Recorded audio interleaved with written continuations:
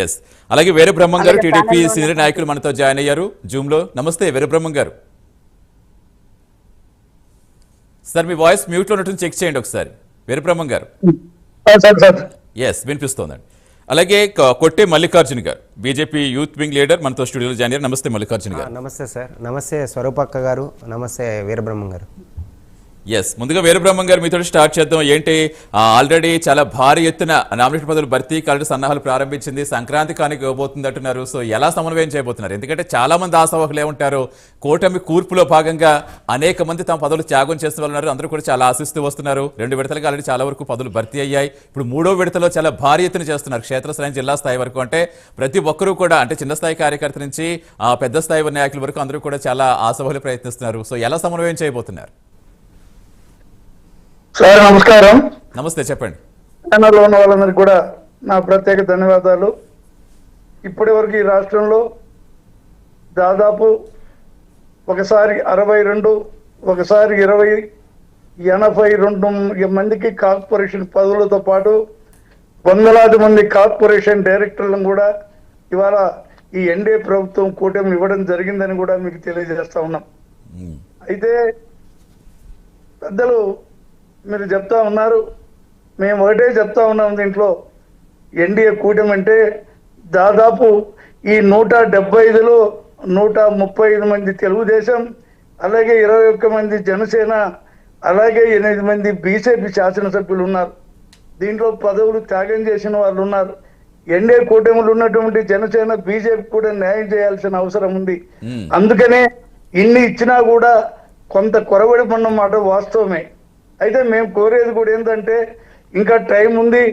సంక్రాంతి పండుగకు దాదాపు 10,000 పోస్టులు అన్ని కూడా గ్రామీణ ప్రాంతాల నుంచి ఆ రాష్ట్ర స్థాయి వరకు అన్ని ఇవ్వడానికి కూడా మరి ఒక ప్రణాళిక రూపొందించుకున్నారు మా నాయకుడు అధినేత శ్రీ నారా చంద్రబాబు నాయుడు గారు.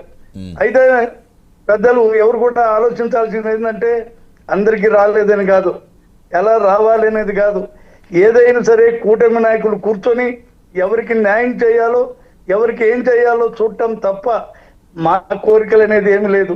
ఇప్పుడు అలాగే నేను కోరుకోవాలంటే ఏళ్ల మీద లెక్క పెడితే ఎన్టీఆర్తో ఉన్న 82 పార్టీలో చేరి ఈ రోజుకు 42 సంవత్సరాల్లో ఏ ఒక్క నామినేట్ తీసుకోకపోయినా రాష్ట్ర స్థాయి పార్టీలు అబ్జర్వర్ ఏనో ఇంకోటో పార్టీ ఇచ్చిన అన్ని కూడా చేస్తా ఉన్నాం.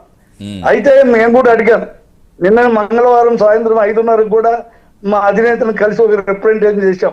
మేము అందరికీ న్యాయం చేస్తాం, దాంట్లో ఎవరు ఇబ్బంది పడితే కొంత ఆలస్యమైన మాట వాస్తవమేను.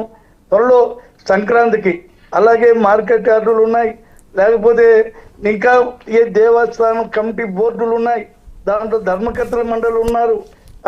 అలాగే ఇప్పుడు నిన్న నీటి సంఘాలు కూడా అయిపోయినాయి, అలాగే గ్రంథాలయాలు ఉన్నాయి. ఇలాంటివన్నీ కూడా పార్టీ పరిశీలిస్తా ఉంది. 2 పార్టీలు 3 పార్టీలు కలిసి ఎన్డీఏ కూటమి త్వరలో నిర్ణయిస్తుంది. తప్పకుండా అందరికీ న్యాయం చేస్తారనేటువంటి ఆశ తెలుగుదేశం పార్టీకే కాదు కూటమి సభ్యులు కూడా ఉన్నదని నేను తెలియజేస్తా ఉన్నా. అందువలన ఇప్పుడు ఇంకా టైం కొద్దిగా అయింది. ఇప్పటికే 6 మాసాలు అయింది. దీంట్లో కొంతవరకు మాకు ఇంకా రాదనే వాళ్ళు ఇంకా అలాంటి పద్ధతి కూడా కొనసాగుతుంది. ఏది ఏమైనా ఎవరికి అసంతృప్తి ఉండదు.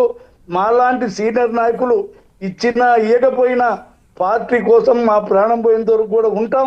దాంట్లో మాత్రం ఎలాంటి అభ్యంతరం లేదని కూడా మీకు మేము తెలియజేస్తా ఉన్నా. రైట్ అండి, ఎస్ కంటిన్యూ చేద్దాం మళ్ళీ. అందువల్ల మీరేమీ ఆలోచించకుండా కూటమి తప్పకుండా మన అందరికి న్యాయం చేస్తా ఉంది. ఎస్ కంటిన్యూ చేద్దాం వీరబ్రహ్మ గారు. స్వరూపదేవ్ గారు సార్ ఎస్ కంటిన్యూ చేద్దామండి. స్వరూపదేవ్ గారు, సో మొత్తానికి ఈసారి కొంచెం జనసేనకి ఎక్కువ స్థాయిలో నామినేషన్ పదవులు దక్కే అవకాశం ఉంది, ప్రచారం అయితే సాగుతుంది. సో అంటే ఏ విధంగా ఏ డిస్కషన్ జరుగుతుంది ఇంటర్నల్ గా మీకు? నమస్తే అండి. నమస్తే, చెప్పండి.